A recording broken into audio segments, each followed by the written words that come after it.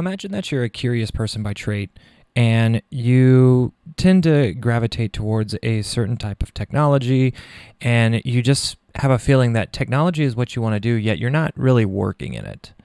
Now imagine being able to use that hobby of tinkering with, tech and technology and actually be able to find something that gives you monetary gain. This week in Offensive Security Interviews, we're going to be talking to Bilal Kohgadai, an individual who has actually been a tinkerer all of his life, and how some of his tinkering actually led to a bug bounty reward. We're going to talk to Bilal about how he did all of this and utilized his soft skills and his technical skills in order to find his niche in cybersecurity and how he got interested into pen testing. So sit back, relax, and enjoy this episode of Offensive Security Interviews.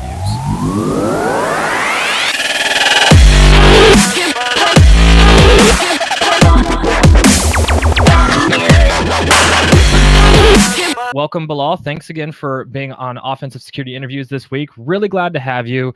You're someone who has been really helpful with the transition of bringing offensive security interviews into the light, so to speak, with a submission that you submitted to us in previous weeks. You've also been very active in the community on LinkedIn and just been all around amazing with helping out with the offensive security interview platform. So thank you so much for that. Thank you for your time.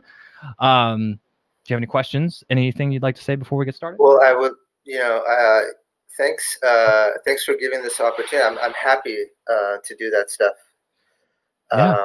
Happy to give back, and it's a great thing you set up. So I'm really excited to be able to participate in any way I can. Gotcha. Awesome. Well, for those of you listening, today's discussion is going to be a lot around Bilal's experience as a freelance pen tester doing things such as bug bounty, freelance pen testing, and things of that nature. We're going to go and dive around into his background, talk about what got him into security and more exclusively into offensive security. And then we're also going to talk to him about his experience in a technical level as a bug bounty hunter, and actually talking about what it feels like and what it looks like to actually go and find your first bug through finding it, submitting it, and actually getting accepted for it. So without further ado, we're going to go ahead and get started. So Bilal, thanks again. To give some context to the listeners, why don't we go ahead and dive down into your background? Sure. Yeah. So I'll just start with kind of when my eyes opened up to security in general. I was 16. I had a cousin of mine come in. He was from Germany, so he came by, and he had a CD of a SUSE Linux on there. And so, he was really, I was young, he was smart, he was showing me how to do this stuff with his computer, and I was really interested, I was fascinated. And, I'd never seen anything like that. So I got introduced to Linux, and not long after that, I was introduced to IRC. So that was my first kind of exposure to that the internet is not the most secure place, that there are, agents of confusion and destruction on the horizon. So that kind of opened me up to thinking about security and thinking about these things. And I think in general, as a young child, I like to kind of play with things. I don't know. I think from my experience, maybe it's not everyone's experience, but being a kid kind of sucked. You couldn't reach things. People were constantly telling you what to do and whatever. And but when I was behind this computer screen, right, and I felt like I had a kind of power I didn't have in the outside world, and that felt really invigorating. And so I was kind of, all the way in with that. And but that's back in 1990, 2000s era, which it's obviously changed a lot, and it's cool to come back to it and see how kind of robust everything has become and how the industry has changed. But yeah, so I got into IRC, I got into Linux, I got into programming. One of my first languages I learned was Perl. Perl is such a kind of idiosyncratic language, and I kind of liked that. And but I was 16, 17. By the time I hit 18, I was like, I'm going to forego college and I'm going to try to leverage these skills that I have. And I did some freelance programming for about 8 years, and so I got more acclimated, mostly doing stuff with Perl, PHP, Python, mostly stuff for web applications, as we would call them now. And so I did that for about 8 years. I wouldn't say I got burnt out, but I think I had reached a point where I was like, is this all there is? I had succeeded. I had found a way to provide for myself and pretty well. And so I decided, let's pursue academia. So I just went to college and did some stuff there, mostly just messing around, finding what I was interested. I was relatively young. I didn't have to worry about too much, and it was something new, and it was great because I didn't have a whole lot of social skills, and so, I focused on developing that for, early adulthood, and so when I'm 25, I get to kind of fulfill some of that stuff and get some good experiences, and so I was doing that for quite a long time, a lot longer than I should have, to be honest with you, and at some point. I had a cousin who was very close to. We both were into computers, and we built computers as kids. And he owned an eyeglass store, right? And so that was kind of his thing. And he got diagnosed with stage 4 cancer, and so he wasn't, that unfortunately, within a year he was gone. And I remember my uncle asked me to come in to his store, and he had a ruse. He's like, come and fix the computer, right? And I think what he wanted to do, Free IT support. yeah, but I think he was smart, because I think if he asked me straight up to say, hey, would you, we need you to kind of help the family out, I think I would have felt a little bit like that's an imposition. It's kind of culturally kind of way my family works. It's kind of expected of you. But I think I might have bristled in a way if he would have asked it outright. But he simply asked, do you want to come and fix the computer? I came, I saw the store was in shambles. I mean, he hadn't been in treatment for a year, and things were a mess. So I said, let me do what I can. I don't know anything about glasses. I don't know anything about opticianry. Let me just try to get this so it's above board, so you can sell it, right? And so the reason I bring this up is because I had to teach myself opticianry. I had to teach myself small business stuff. I had to teach myself all that kind of stuff. And it was a great experience, and I learned that it was good because I had to learn things that I wasn't comfortable doing. I had to learn a little bit more how to be customer facing, a little bit more about how to deal with people problems. It's retail, so I got a taste of that, and I think I'm better off for it. So, anyways, how that brings me to security is I had this store. It was great. Pandemic hit. I decided, well, I'm in California, the Bay Area, so we shut down pretty early in March completely. Yep. And I got some time on my hands. And so what I like to do is, even when I was at that store, was spend time setting up my IT infrastructure, setting up my virtual machines and my servers, and it was completely overkill. So I decided I was going to take my Linux certification, just because I like Linux, and why not? And that'll be a fun thing to do while I'm waiting here, in quarantine kind of, and so I did that. I got the certification. I was just enjoying doing that. And I was like, this is really fun. And I haven't done it with this kind of time commitment in a long time.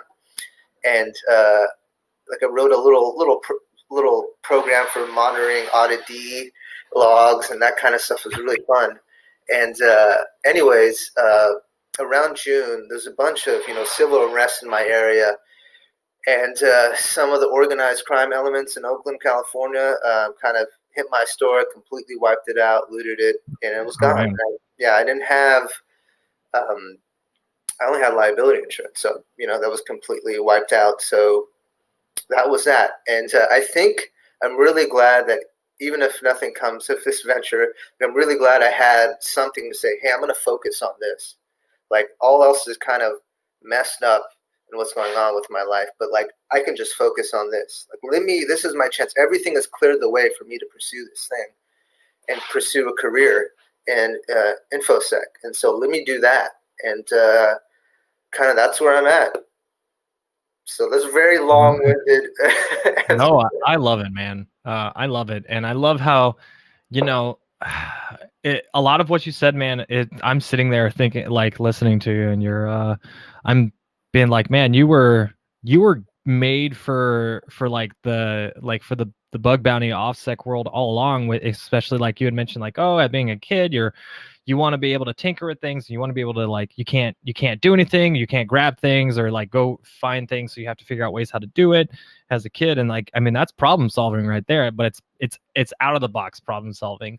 And I think every pen tester who listens to this would agree that like to be a pen tester, you really can't lose that honestly, that like adolescent childish knack of curiosity. Like you have to keep that because it's a characteristic that really drives successful pen testing and just successful security in general, right? Because we have to be able to tinker with things, and we have to be able to question why it's like that, and then how is it that we solve these problems that you might need out of the box thinking. So I love that, and I love how too, like, there was a word, and I typed it out, where it said, you said, "Is this all there is?" And you kind of like stopped for a little bit, and lo and behold, would you know, like within a certain amount of years, like this literally, like, cybersecurity turns into a career field, right? And it's, I think, one of the things that's interesting about you phrasing it like that at such a younger age and seeing it now is that one of the things that makes people gravitate towards information security and love information security is because you'll never get the answer to that question, is this all there is, right? Because there is so much to learn and in this field, and you can't learn everything, so there's always something new to do. So I love that you mentioned that. I was thinking the whole time, I was like, man, this is that's an interesting way to think about it. And then, like, you look high, because we all say things or do things in hindsight, you're like, well, lo and behold, now if you in current times, that what I said now doesn't, or back then doesn't apply now. So I love that. So like feeding on to the curiosity thing and your really big knack for like trying to be a tinkerer and like learning new skill sets, right? To help out others. How has that played into getting you interested in offensive security and more directly into bug bounty? Because I think bug bounty plays a huge part in that, having to learn something new consistently. Yeah, I think the reason why I'm kind of drawn to offensive security, it seems like it just touches everything. Like all the kind of layers of things have some kind of connection to offensive security. Like, I mean, I have more of that programming background, so that's why that feels like I have something to offer in offensive security. Whereas, like, even if you're not someone with programming experience, if you're really into math and cryptography, there's a place for you here too. If you're really into like even social engineering, like there's a place for you there too. It seems so. So like that aspect of it, I like, and I think you kind of talked a little bit about this too. Is like one thing that I liked, even as someone who is no longer working as a programmer, just doing it as a hobby, right? It's like I like taking something new and messing with it. Like that's really, really fun. Like sometimes I would, if I had the time, just be like, oh, like what's Node.js? That's interesting. JavaScript back in the day used to not be anything like this. What is this? I have a package management system. This is nuts. And let's go find some reason why to use this, even if it's totally kind of arbitrary. Yeah. So one thing I did, I've moved to Washington recently, and I'm from the Bay Area, so I drove up here with my wife. Mm-hmm. And as I was doing that, I had this exercise that was suggested to me by Lori Barfield, someone who's really been helpful to me in this process.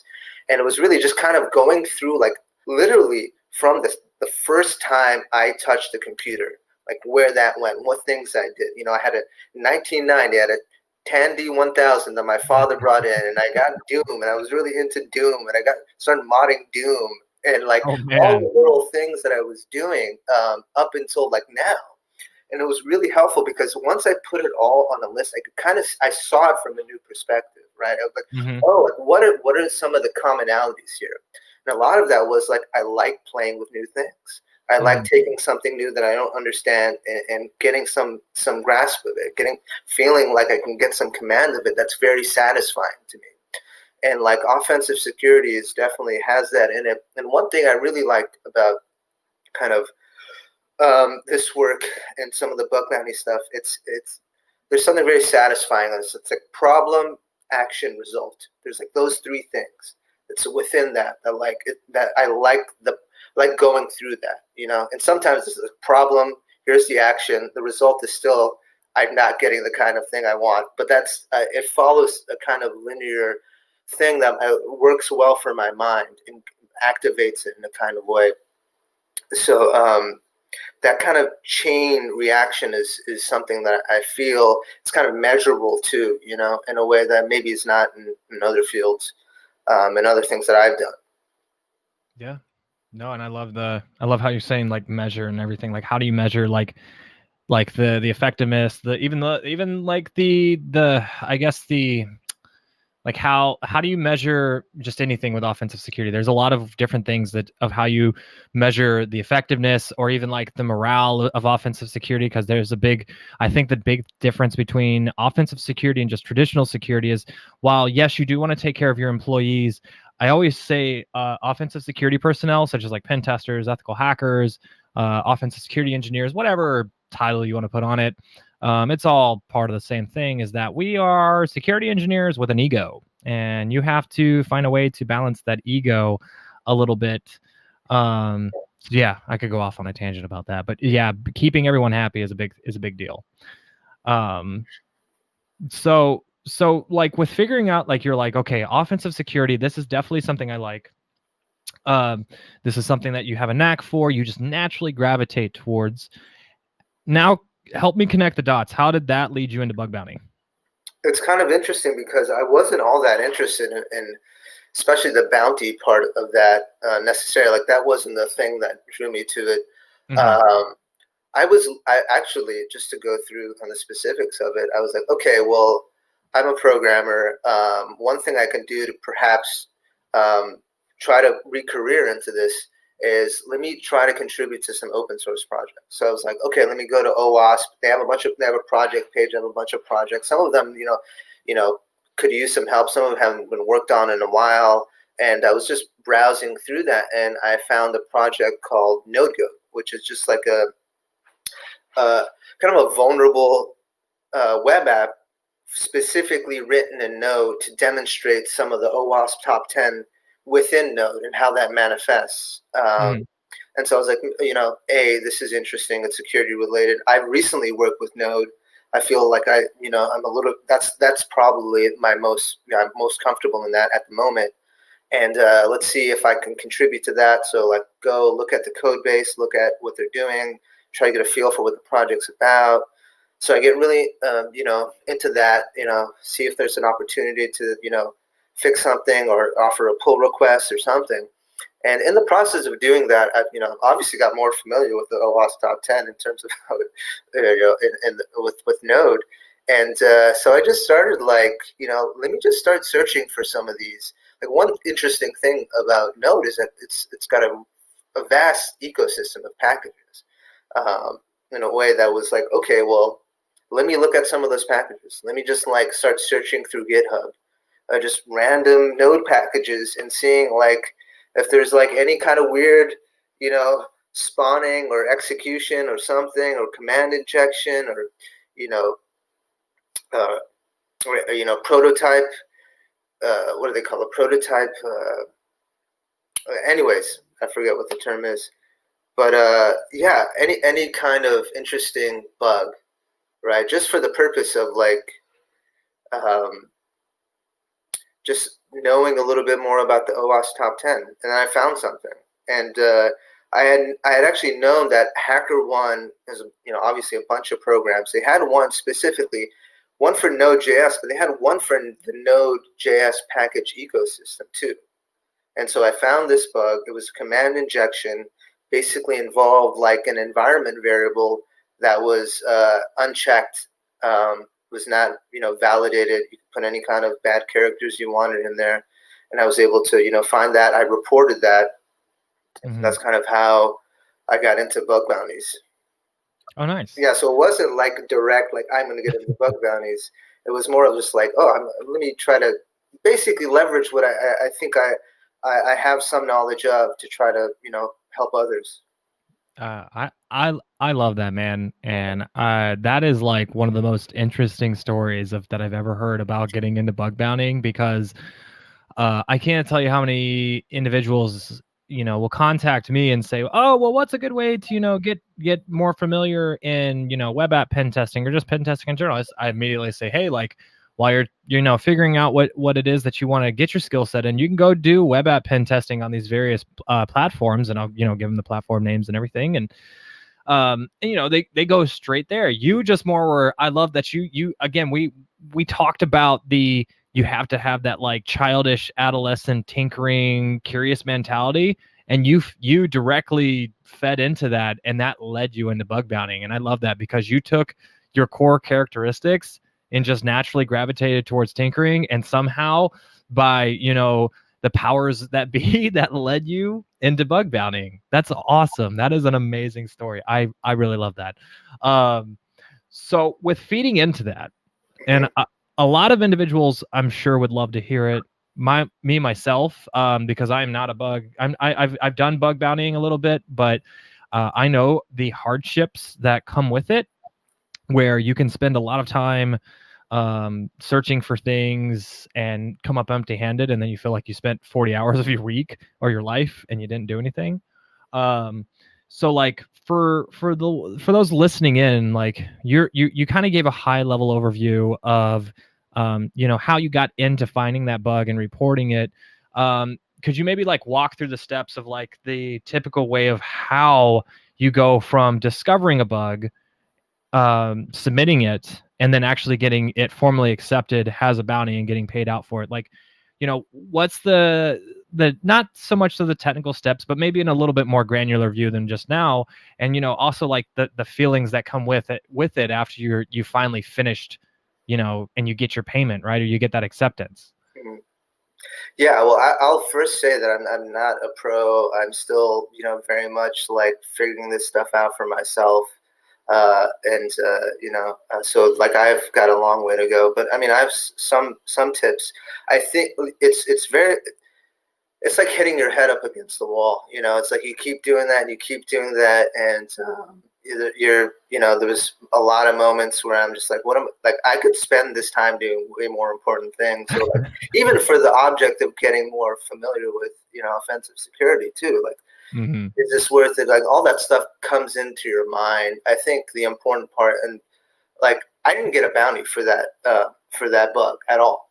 So that like not all programs are going to get bounties. This is not. It was not one of them. And I think that helped me kind of actually, because if in my head was the intention that I'm going to do this for to receive a bounty, I think I it would be hard to sustain that. If my goal was just simply just be curious, just see where this ends, just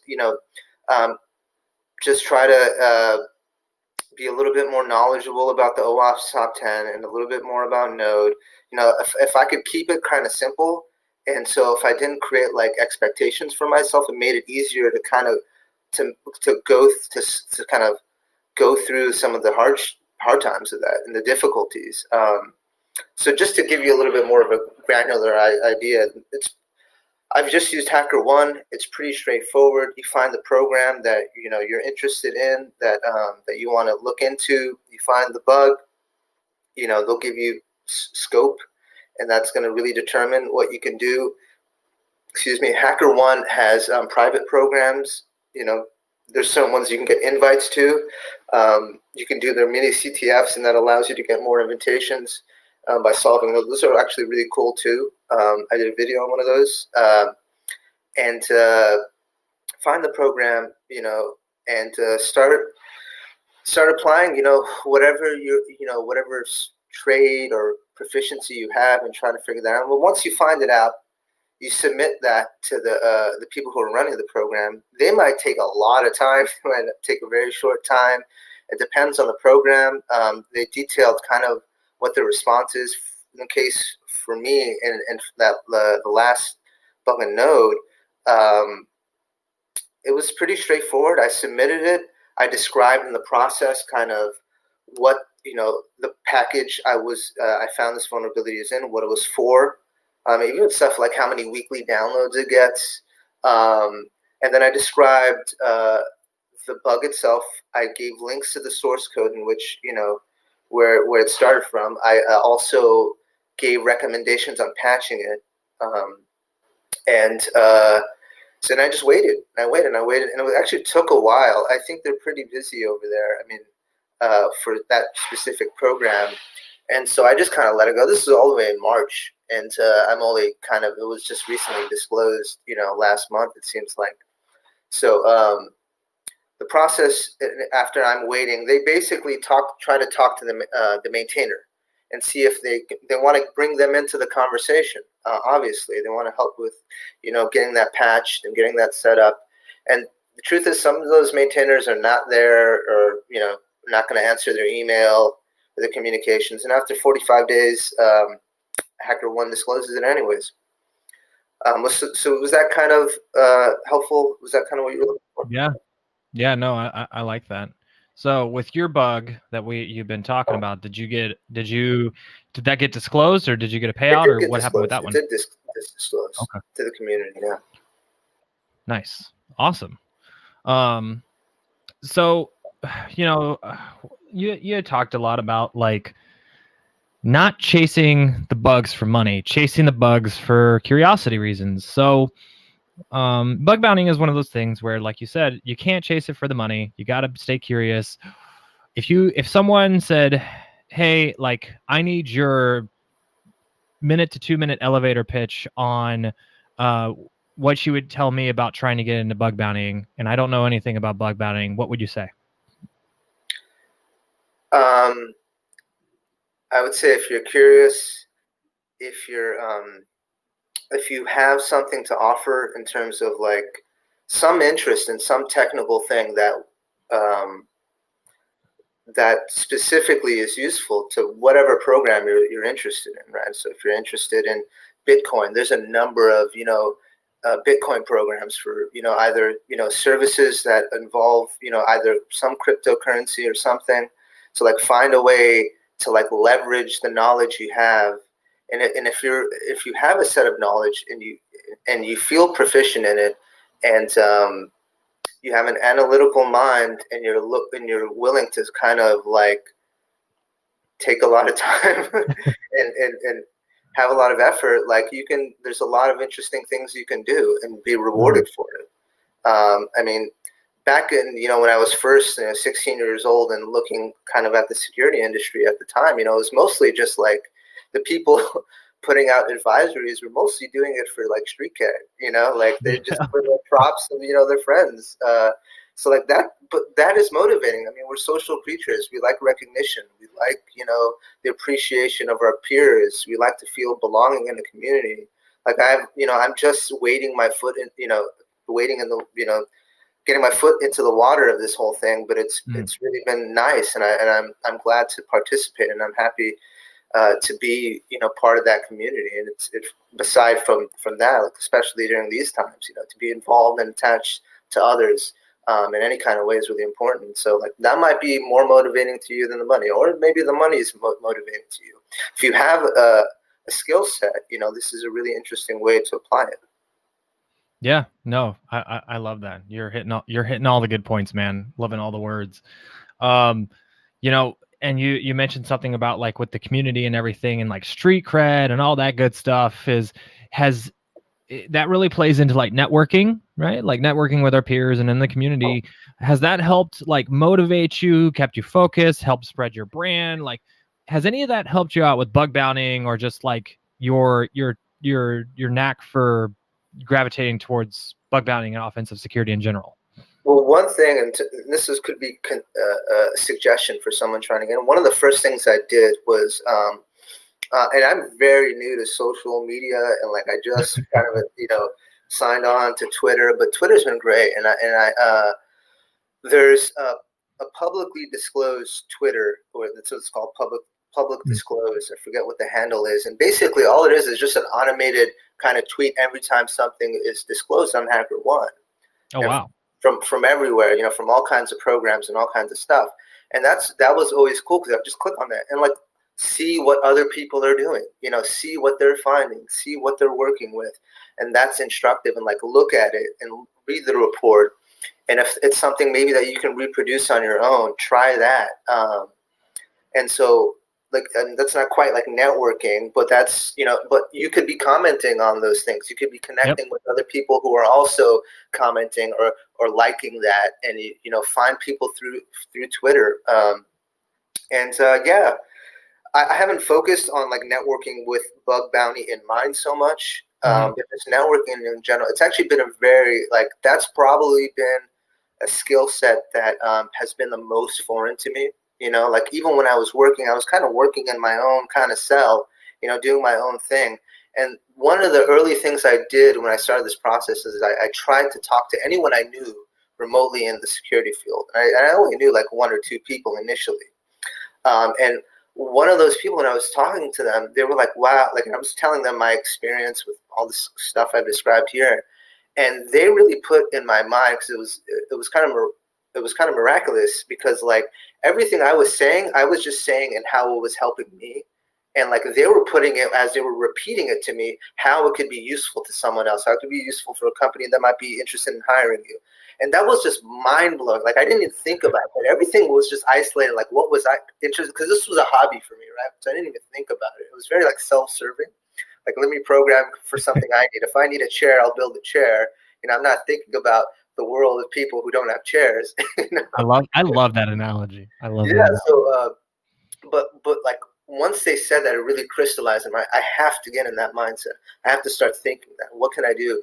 How can I shift my thinking to think about how? So I started a blog. I don't think I get much traffic on that blog. But it's great because when I'm doing things, I'm now thinking about, well, this might be this little thing I'm tinkering actually might be useful to someone else. How could I think about this thing in a new kind of way? And I think, to be honest, if you do that, even just change the mindset to that, if you're not in that mindset, I think the networking part will kind of like, that will become easy. If you start a blog, well, you're going to be posting about it on Twitter or on LinkedIn. That comes naturally. You have some content, you have some things to offer. You're going to want to do that because you've created this thing. Like, I want people to see this. I want other people to benefit from this, if that's possible. And I think that will lead to more networking. Yeah, absolutely. I speak from that, like from personal experience. I have a blog that I've kept up with for about the past, I think it's like a year and a half, 2 years. And it started out just like that, where like it didn't have a lot of traffic, but I learned that I really enjoyed writing, right? And writing is a great way to illustrate your skill set and to also improve your skill set, because I'm a firm believer that if you speak it, you write it, and you read it, then you comprehend it. And so writing about it allows you to engage in that cognitive ability. Um, but since then, like there's stuff that I wrote about like a year and a half ago that now that my name has become a little bit more branded in the community, with like talks that I've given at conferences this year and the book that I put out, there's stuff that like people are hitting me up about now that I wrote about like a year and a half ago, and finding it cool. So like, you never know, man, like that stuff that you're writing about now that you're just writing about, it could, it could potentially impact someone's life in a positive way, years down the road. And you'll just, I wrote that. Oh yeah. That little piece. Oh, come on, man. So yeah, no, there's a great way. And I love the fact that you're talking about like just even commenting on people's Twitter feeds, their LinkedIn feeds is going to help get your name out there. Right. It's kind of like, I think especially now that we're in the Corona pandemic era, we sometimes forget that like social networking is essentially just an extension of how we would be networking in a normal setting. So like, if you're in a conversation, say you're in a circle of 10 people and you're talking, but you're not talking, nobody's going to know who you are. They're just going to be like, I remember that quiet guy in the corner.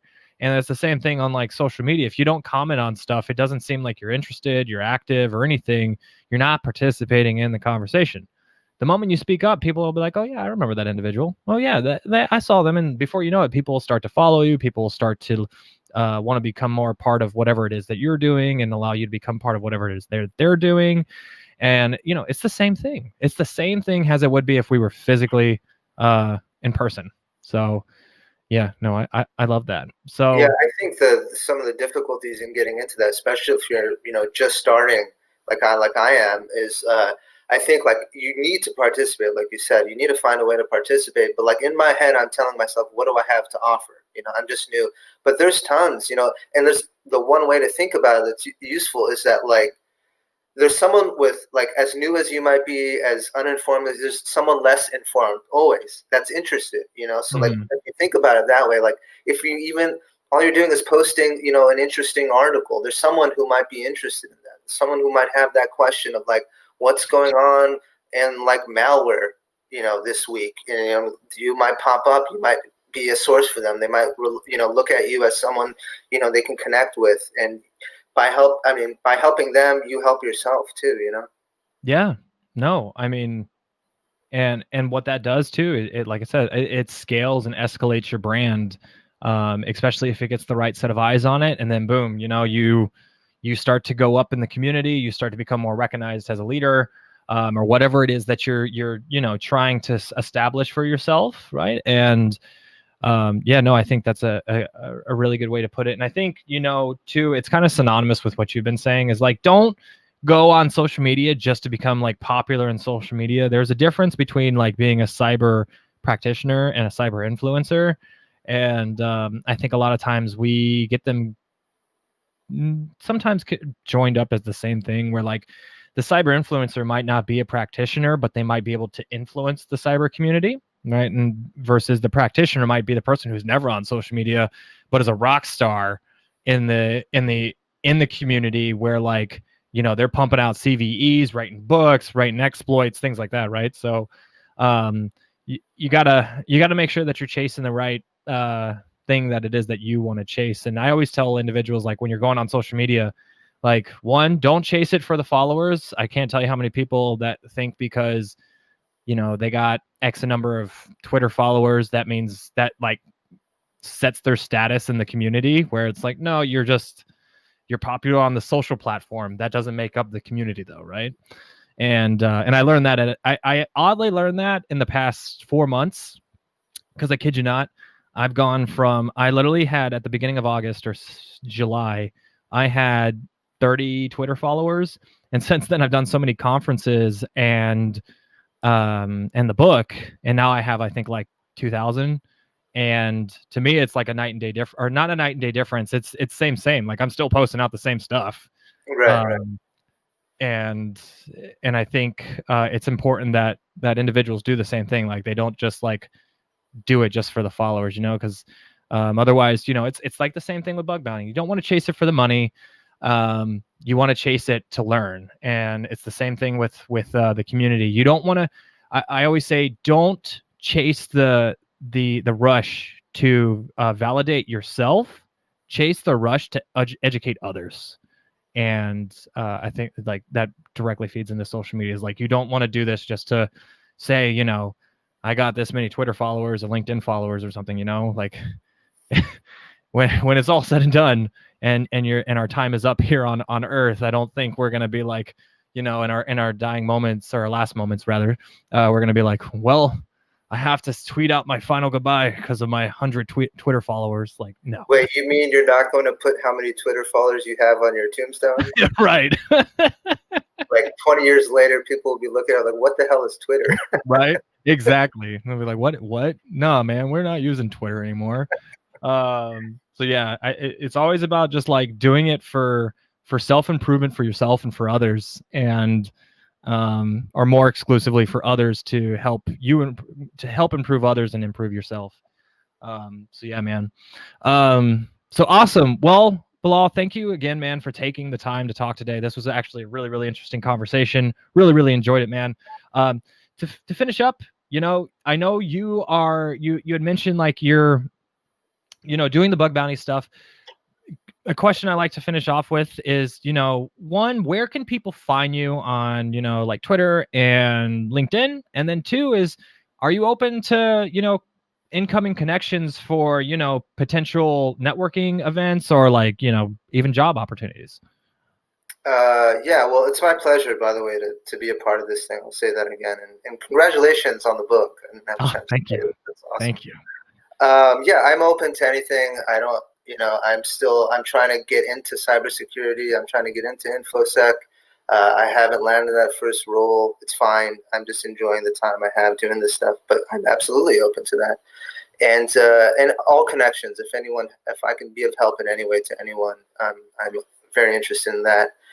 And what was your other question? Sorry. Just where can people find you on LinkedIn or Twitter? Because you mentioned Twitter, so I assume Yeah, you have a Twitter I'm on handle. LinkedIn. It's Bilal Kohgadai.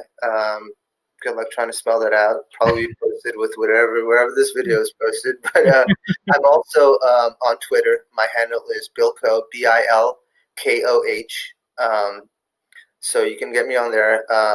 And my website's on my Twitter, so you can find me on there. I'm mostly posting stuff about doing a little bit of like blue teaming stuff with Security Onion, and I'm really loving that. And I actually think that's helping me, my offensive security mind, sharpen up as well. So I'm posting a lot of stuff these days. Yeah, and if I can be of help to anyone, yeah, just please reach out. Okay, awesome. And maybe to extend another question off of those questions is, you said blue teaming, so like, and you're obviously in the bug bounty world. Is there anything, for anyone who's listening to this, is there something more directly you're looking forward to do in the security tech field? Yeah, I mean, I've obviously, like a lot of people, penetration testing seems really fun and interesting in what I'm doing in an independent kind of way. So that remains my interest. I'm also getting a taste of the blue team, so I'm interested in SOC analyst. Anyone's has an opportunity for that, I'd love to do that. Vulnerability management, I had an internship where I did a little bit of that, and that was really fun. And I'd love to get a little bit more experience with that. So those three things are right now where I find I'm most interested in. Okay, awesome. Well, we'll make sure to put those in the show notes, illustrate it out to everyone, and make sure that the right eyes can view it if they choose to. So, again, Bilal, thanks again, man, for being on the show. I really, really appreciate you giving your insights, your background, your expertise to everyone. And for anyone listening, Bilal has mentioned where you can find him on Twitter and LinkedIn and on his own website. We'll make sure to have all that good stuff in the show notes, and we'll see you guys on the next time. Thanks again, everyone, for tuning in to this episode of Offensive Security Interviews. Special shout out to the guest, Bilal, for sharing his insights and his story about how he got interested into cybersecurity and how he found his first bug on a bug bounty program. For those of you that would like to get in touch with Bilal, you can find him on LinkedIn at his first name and last name, Bilal Kohgadai. You can also follow him on Twitter at BillKohSec, so that's BilKohsec. And he also has a blog that he runs at bilk0h.com. If you want to access that, you can either go type it into your computer, or it's going to be in the show notes as well. And again, thank you for listening to this week's episode of Offensive Security Interviews. If you like the content from this week and all the content from previous weeks and want to see and hear more, please subscribe to the channel on YouTube, Spotify, you know the deal. So, thanks again for watching and listening to this week's episode, and we'll catch you on the next one.